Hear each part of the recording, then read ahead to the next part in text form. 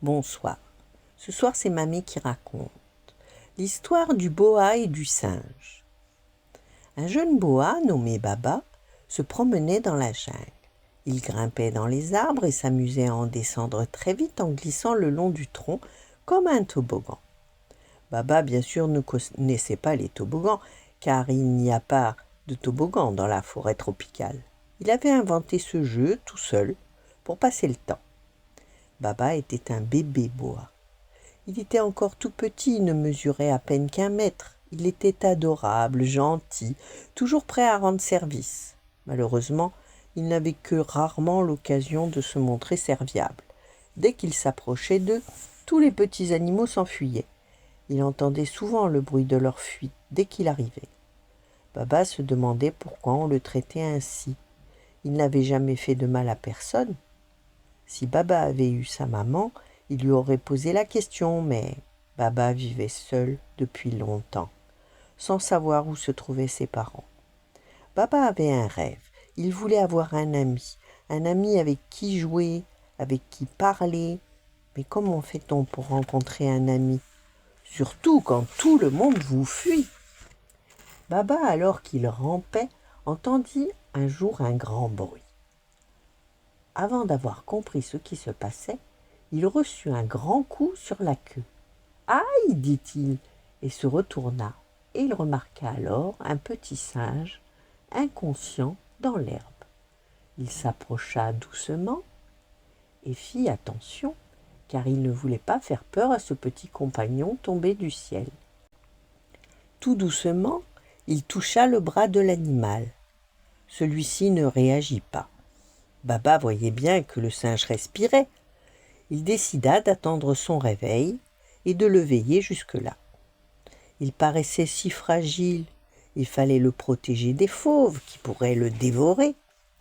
Quelques minutes passèrent, le singe commença à remuer. Baba ne bougea pas. Le petit singe ouvrit les yeux. En voyant Baba, il poussa un cri. « Ne crains rien, lui dit Baba, je suis un ami. N'aie pas peur, tu es tombé d'un arbre sur ma queue et je suis resté en attendant que tu te réveilles. Je m'appelle Baba. » Le petit singe ne répondit rien, mais regarda avec des grands yeux ronds. « Bonjour, dit-il prudemment, et merci. » Il hésita et continua. « Je m'appelle Agrippine. »« Bonjour, Pimpin, dit Baba. Je suis heureux de faire ta connaissance. Veux-tu jouer avec moi ?» Une lueur craintive passa dans les yeux de Pimpin. « C'est que... » commença-t-il. Baba attendait la suite. Pimpin le regarda longuement. « C'est que tu es un boa et tu n'aimes pas les boas, dit Baba. « C'est-à-dire que... » commença de nouveau le petit singe. « C'est-à-dire que les boas mangent les singes et moi je suis un singe. Tu vas me manger ?» Baba était horrifié. « Bien sûr que non, dit-il. Je n'ai jamais mangé de singe. Je peux te le jurer. » Agrippine fut étonnée, mais il crut Baba immédiatement. « Bon, eh bien dans ce cas, je veux bien être ton ami. Mais promets-moi de ne jamais essayer de me dévorer. » Et Baba promit. « Je mange des feuilles, des fruits, jamais le moindre animal, dit-il. » Baba et Pimpin se mirent en route. Quand Pimpin eut faim, ils firent la course pour arriver en haut d'un arbre à fruits. Et Agrippine gagna, et ils mangèrent en riant. Puis Pimpin lança un fruit en direction de Baba en criant « Attention, bataille de fruits pourris !» Aussitôt, Baba répliqua en envoyant un autre fruit. Le combat dura longtemps, ils s'arrêtèrent épuisés. « Je suis fatigué, dit Pimpin. « Moi aussi, dit Baba. »« Dormons, dit Baba. »« Mets-toi près de moi, ainsi personne ne pourra te faire de mal. » Baba forma un bel anneau.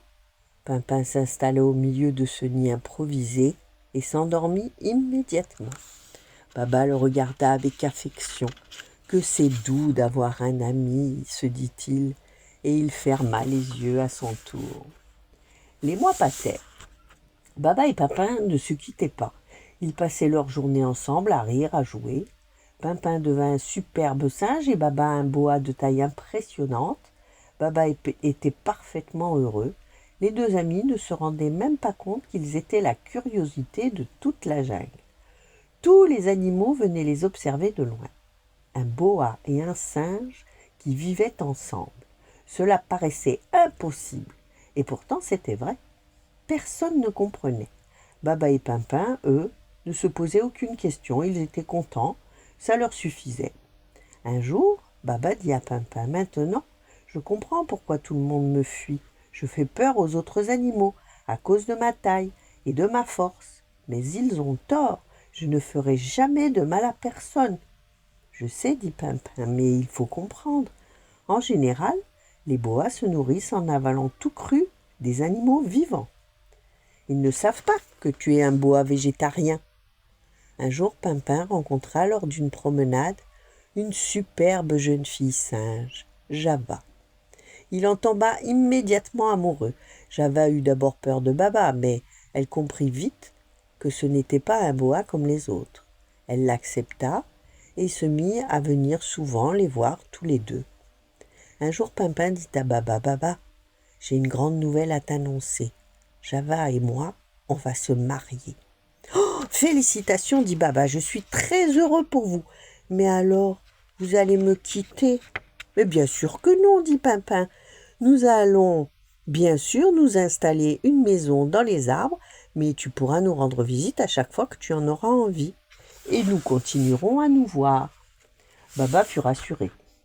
Il aida à construire la maison de Pimpin et Java. Grâce à Pimpin, Baba se fit de nombreux nouveaux amis. Pimpin leur avait expliqué que Baba ne mangeait jamais de viande. Pimpin et Java eurent bientôt 2 bébés. Baba les admira avec tant d'affection que Java le nomma parrain de ses bébés. Et quand Pimpin et Java voulaient sortir le soir, devinez qui venait garder les enfants à la maison? Baba, bien sûr, qui devint le meilleur baby-sitter de toute la jungle. Baba savait si bien endormir les enfants. Il était si patient avec eux que bientôt beaucoup d'animaux lui confièrent la garde de leurs petits lorsqu'ils devaient s'absenter. Baba, qui aimait si tendrement tous les bébés qu'on lui confiait, dut lui-même les mettre en garde contre certains boas. Il avait du mal à convaincre ses petits amis que les boas pouvaient parfois être dangereux pour eux. « Mais si, insistait-il, il faut faire attention. Certains boas aiment manger les petits animaux. » Et il se promettait de toujours veiller à la sécurité de ses petits protégés. Voilà. Bonne nuit, faites de beaux rêves et à demain.